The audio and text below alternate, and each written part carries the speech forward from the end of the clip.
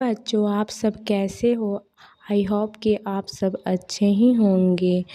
अगर आप लोग मेरे चैनल पे नए आए हैं तो मेरे चैनल को सब्सक्राइब करें, ज़्यादा से ज़्यादा शेयर करें और कमेंट करें।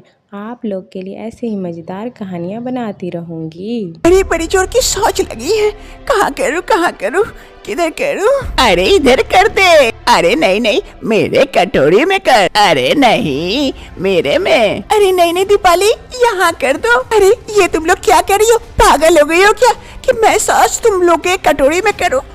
चलो हटो, भागो यहाँ से, मुझे शौच लगी है, करने दो। दीपाली को बड़ी जोर की शौच लगी थी। वो शौच करने के लिए आगे आगे भागती है और बाकी सभी कोई कटोरी लेकर उसके पीछे पीछे उसकी शौच लेने के लिए भागते हैं। अरे रुक जा, मैं दौड़ नहीं पाऊंगी, मेरे में कर दे। अरे नहीं दीपाली रुक जाओ, मुझे चाहिए तुम्हारा शौच। आखिर ये क्या होता है?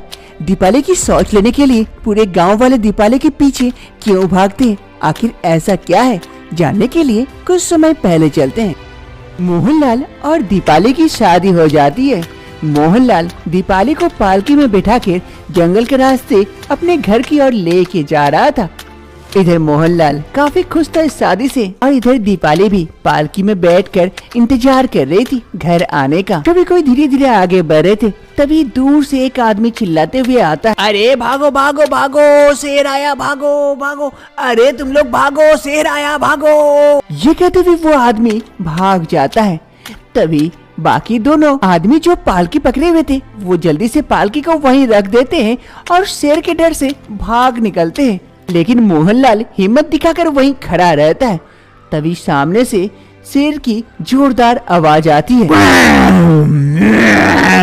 आवाज सुनते ही मोहनलाल की फट जाती है और दुम दबाकर भाग खड़ा होता है बीबी को छोड़। आगे मैया गे शेर भागो। दीपाली वहाँ पर अकेली थी, वो कुछ समझ नहीं पाती है। पालकी से बाहर उतरती है, देखती है तो सामने शेर खड़ा था। वो देखकर काफी डर जाती है।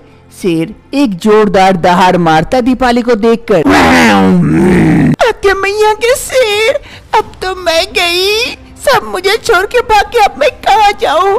ये शेर मुझे नहीं छोड़ेगा। दीपाली शेर को देखकर काफी डर जाती है और कुछ समझ नहीं पाती है, तो जल्दी से जाकर सामने एक पेड़ पर चढ़ जाती है। हे शेर महाराज, तुम यहाँ से चले जाओ ताकि मैं घर जा पाऊँ, आज ही मेरी शादी हुई है।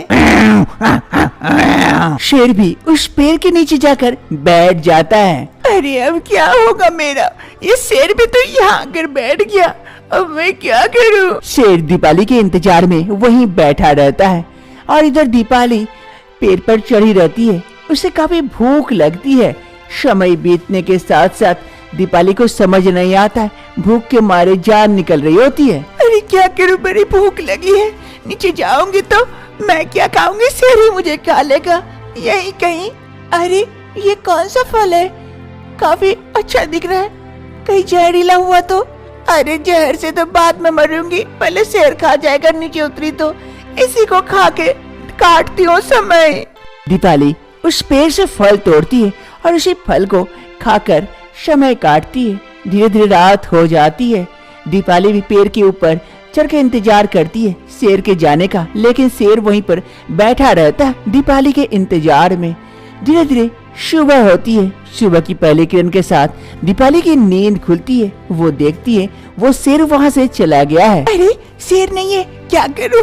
अरे जल्दी से भागती हूँ जान बचाकर, बाद में देखा जाएगा। फिर दीपाली अपनी जान बचाकर वहाँ से भाग खड़ी होती है। दीपाली भागते भागते अपने घर पहुँचती है। सामने उसकी सास थी। सास दीपाली को देखकर काफी खुश होती है। अरे दीपाली बहू, तू जिंदा है। बेटे ने कहा था कि तुझे शेर भी नहीं माची।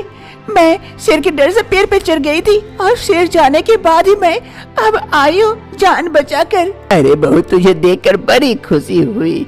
अरे मोहनलाल, किधर है रे मोहना? बाहर आ देख, बहू आई है। मोहनलाल जल्दी से घर के अंदर से बाहर आता है।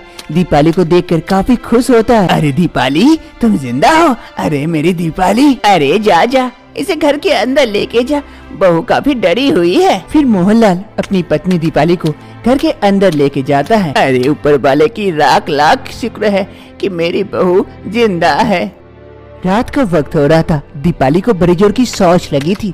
वो घर से बाहर निकलती है।